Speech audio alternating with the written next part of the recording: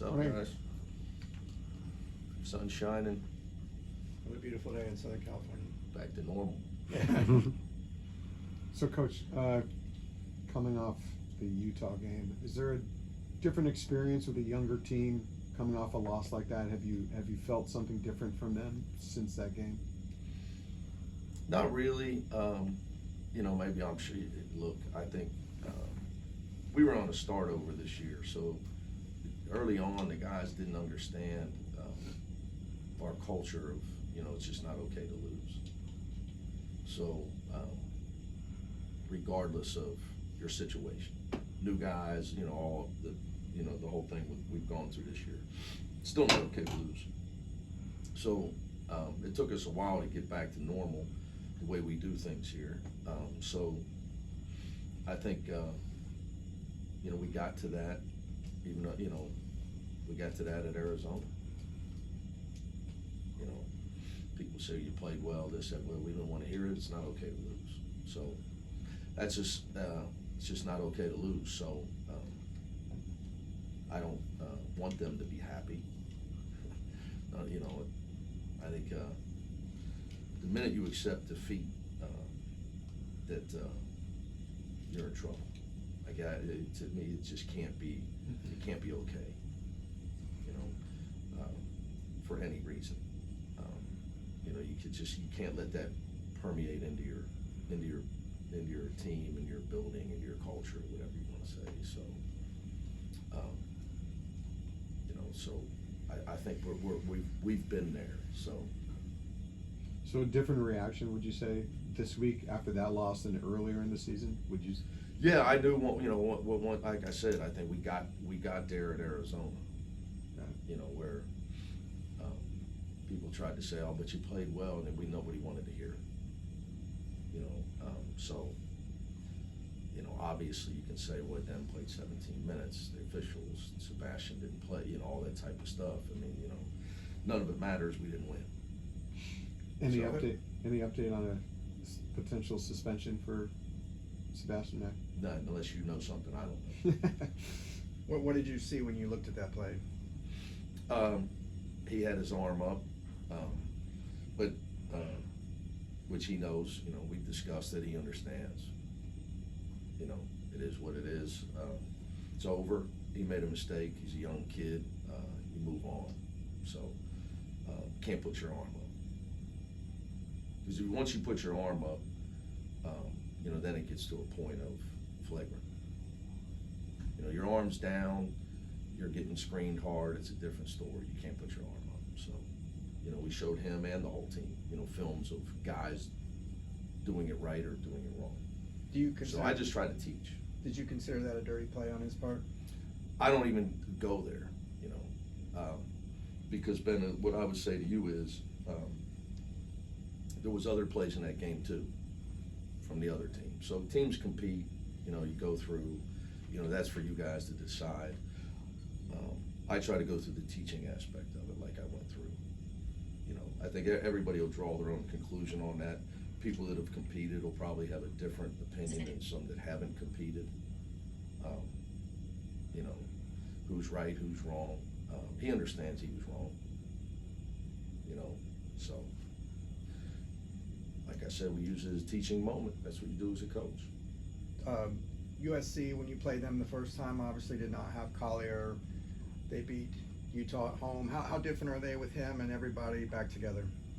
Well, Collier's the guy, I mean, you know, that changes the world, you know, because he's got the ball most of the time.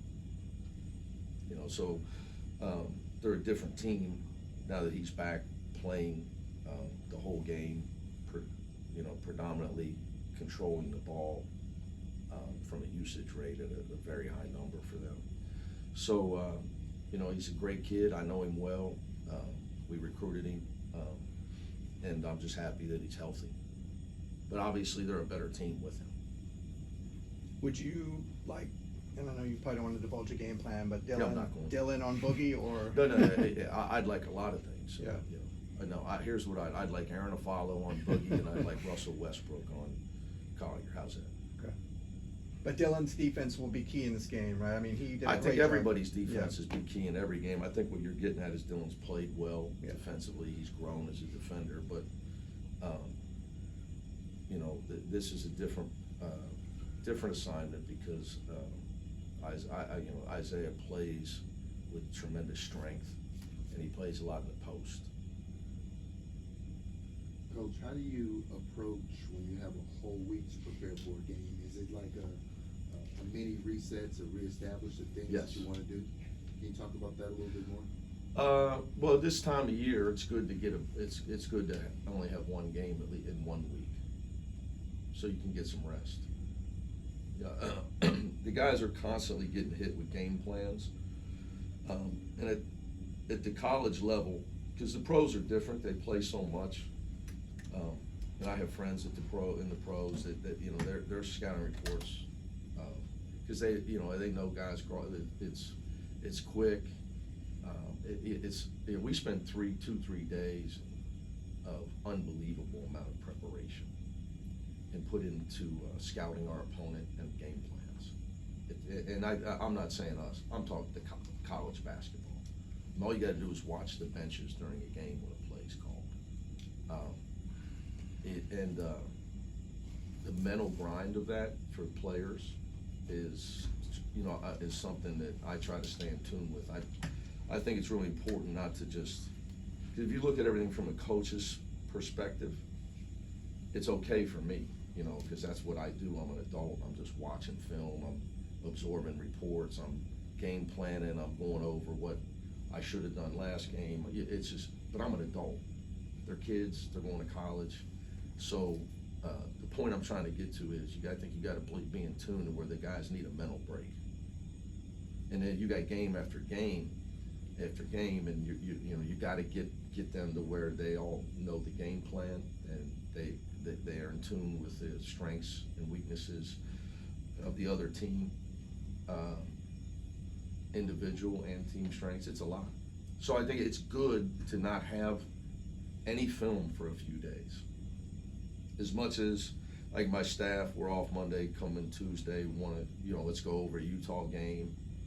And sure, there's things that we need to do better. There's certainly things that I needed to do better. No, we're just gonna shoot. That's all we did on Tuesday. That's it. Yeah, so when both teams can have the ability to scout, and they do, you think you know what they're gonna do, they think you know. That's college Yeah, basketball. That's why it's so hard to how do you score. win? That's why it's so hard to score in college basketball.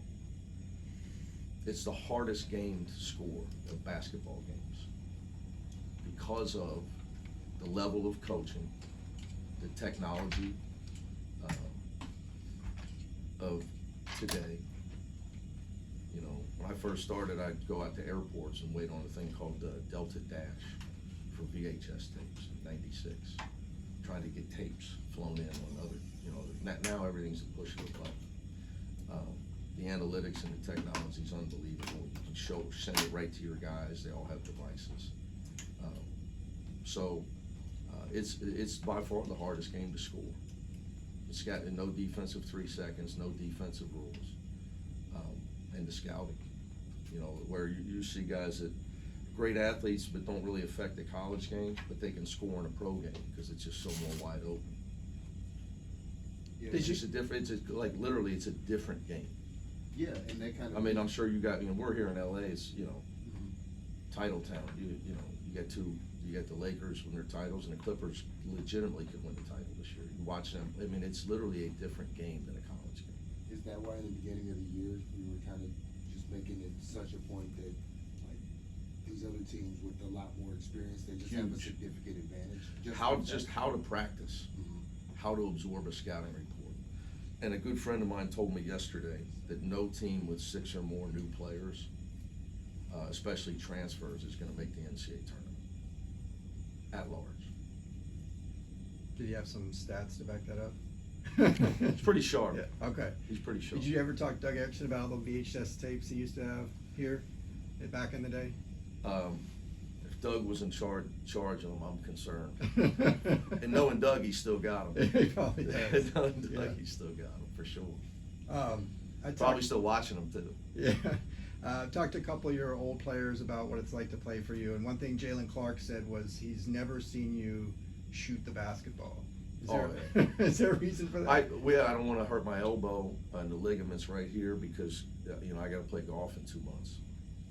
Okay. So I only get to do some things to relax in life. Yeah. So my goal is not to. I stopped. I used to shoot the light. I used to actually practice at Cincinnati and Murray State. I'd jump in. I'd get pissed off and jump in. Shit, a kid had to bump a screen and bang in a 3. Jalen said you might have shot in Hawaii. He was looking for video of that. Did you take anything? I don't know. Okay. I don't know, but I know that from an elbow, I'm just not looking to strain the ligament, do anything to mess up the small. I have small pieces of enjoyment in life, in between raising money and recruiting and everything that this job entails. I need to be able to play bad golf, with my friends and laugh.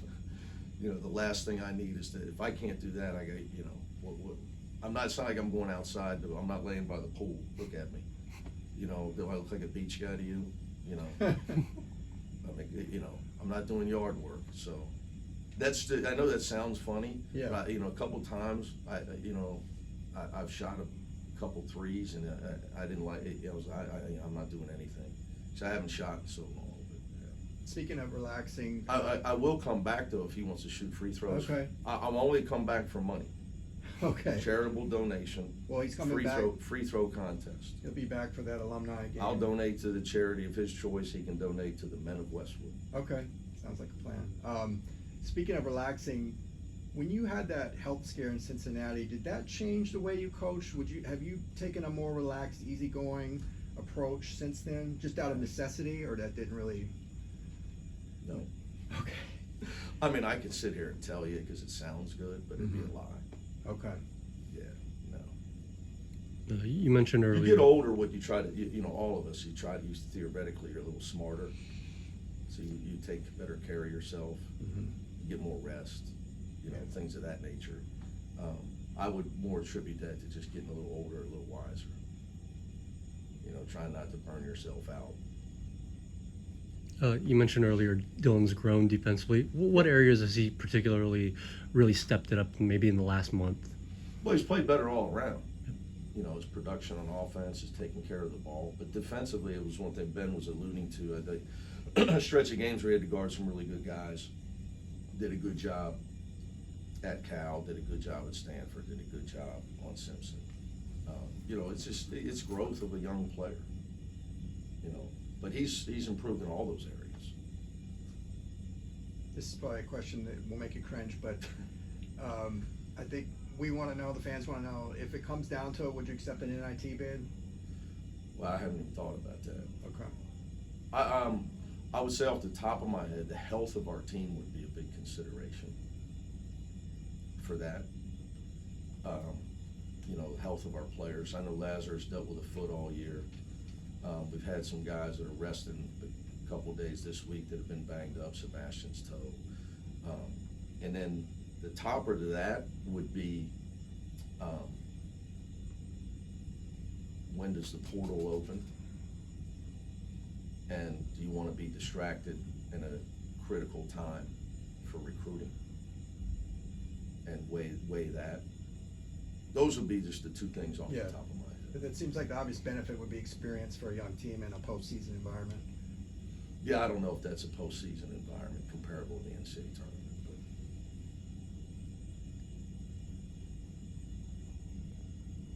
but I mean, it's extra games if you win. Yeah. But yeah, we haven't had any I haven't talked with my staff or with anybody about that. All right, guys. Thank you. Thank you.